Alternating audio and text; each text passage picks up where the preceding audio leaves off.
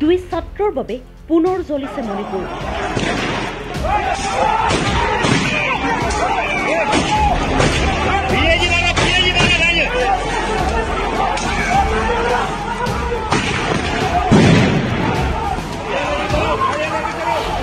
চাৰিদিন ধৰি অব্যাহত জংগী আন্দোলন।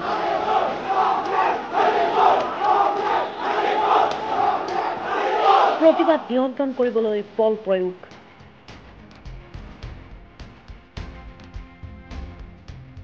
ছাত্ৰসহ ১৫০ শতাধিক লোক আহত। জুলাই মাহৰ পৰা সন্ধানহীন হৈ থকা এগৰাকী ছাত্ৰ আৰু এগৰাকী ছাত্ৰীৰ মৃতদেহ উদ্ধাৰৰ পাছতে পুনৰ জ্বলি উঠিছে মণিপুৰ। দুই ছাত্ৰক নৃশংস হত্যাৰ ফটো ভাইৰেল হোৱাৰ পাছতে মণিপুৰত ৪ দিন ধৰি অব্যাহত আছে জংগী আন্দোলন। প্ৰতিবাদত কমেও ১৫০ শতাধিক লোক আহত হৈছে, যাৰ ভিতৰত ছাত্ৰৰ সংখ্যা বেছি। ১৭ বছৰীয়া ছাত্ৰী লুৱাংবি লিংথুইংবি হিজাম আৰু ২০ বছৰীয়া ফিজাম হেমনজিৎ সিংক ন্যায় প্ৰদানৰ দাবীত ৰাজপথলৈ ওলাই আহিছে হাজাৰ হাজাৰ লোক। আৰক্ষীয়ে প্ৰতিবাদ নিয়ন্ত্ৰণ কৰিবলৈ বল প্ৰয়োগ কৰি গুলীচালনা, লাঠিচালনা কৰাৰ লগতে কন্দুৱা গেছ ব্যৱহাৰ কৰিছে, ফলত আহতৰ সংখ্যা বৃদ্ধিৰ আশংকা কৰা হৈছে। ২৯ ছেপ্টেম্বৰলৈ বন্ধ সকলো শিক্ষানুষ্ঠান। ১ অক্টোবৰলৈ বন্ধ থাকিব ইণ্টাৰনেট সেৱা। থৌবালত বিজেপি কাৰ্যালয়ত অগ্নিসংযোগ। আৰক্ষীৰ জিপচি জ্বলাই কাঢ়ি নিলে অস্ত্ৰ। মণিপুৰ চৰকাৰে ৰাজ্যখনৰ বিদ্যালয়সমূহ ২৯ ছেপ্টেম্বৰলৈ বন্ধ ৰখাৰ ঘোষণা কৰিছে। আনহাতে ১ অক্টোবৰলৈ ৫ দিনৰ বাবে ইণ্টাৰনেট সেৱা বন্ধ ৰখাৰ ঘোষণা কৰিছে।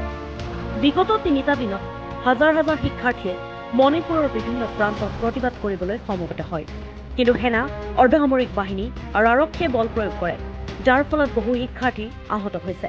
প্ৰতিবাদকাৰীসকলে থৌবাল জিলাৰ বিজেপি কাৰ্যালয়ত অগ্নিসংযোগ কৰে।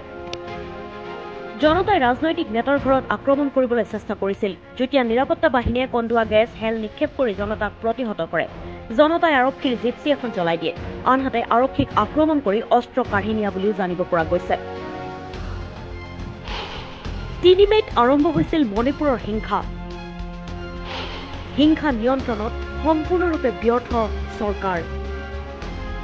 মে' মাহৰ আৰম্ভণিৰ পৰা ৰাজ্যখনত অব্যাহত থকা হিংসা মঙলবাৰৰ পৰা বৃদ্ধি পায়, ফলত মণিপুৰৰ ৰাইজে এন বীৰেন সিঙৰ নেতৃত্বৰ চৰকাৰৰ প্ৰতি নাৰাজ হৈ পৰিছে।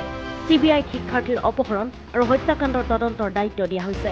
দুই শিক্ষাৰ্থীৰ হত্যাৰ ফলত শিক্ষাৰ্থীসকল পুনৰ উত্তেজিত হৈ পৰিছে, কিন্তু কেন্দ্ৰ আৰু মণিপুৰ চৰকাৰৰ পৰিস্থিতি নিয়ন্ত্ৰণত সম্পূৰ্ণৰূপে ব্যৰ্থ হৈছে।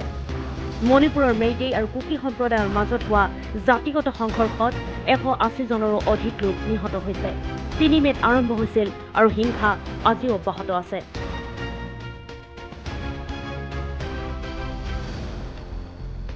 News desk report, the custodian.